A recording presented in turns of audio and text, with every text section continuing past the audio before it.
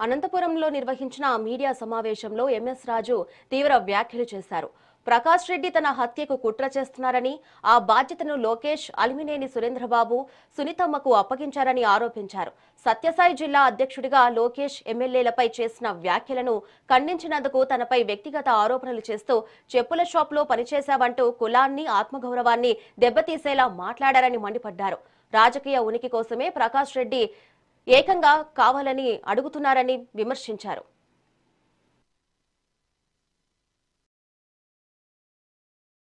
అసత్యపు ఆరోపణలు చేస్తే ఖండించాల్సినటువంటి బాధ్యత, తిరుగుబాటు చేయాల్సినటువంటి బాధ్యత, మాట్లాడాల్సినటువంటి బాధ్యత ఒక పార్టీ జిల్లా అధ్యక్షుడిగా నాకుంది. గౌరవ నా శాసనసభ్యుల మీద మాట్లాడినప్పుడు, మా యువనేత నారా లోకేష్ గారి మీద మాట్లాడినప్పుడు నువ్వు ఇష్టానుసారం మాట్లాడితే నీలాంటి వాడిని చంపాల్సినటువంటి అవసరం, దౌర్భాగ్యం నారా లోకేష్ గారికి ఎందుకు ఉంటుందని చెప్పడం జరిగింది.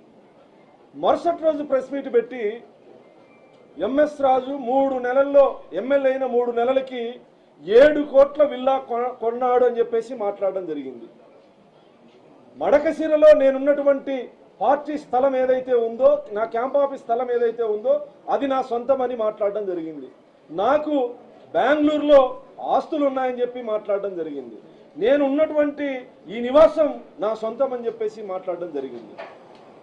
ఇలా అసత్యపు ఆరోపణలు చేస్తూ ఇంకా నా కులాన్ని కించపరిచే విధంగా నన్ను చెప్పుల షాపులో పనిచేసేటువంటి వ్యక్తి ఈ స్థాయికి వచ్చాడని మాట్లాడుతుంది.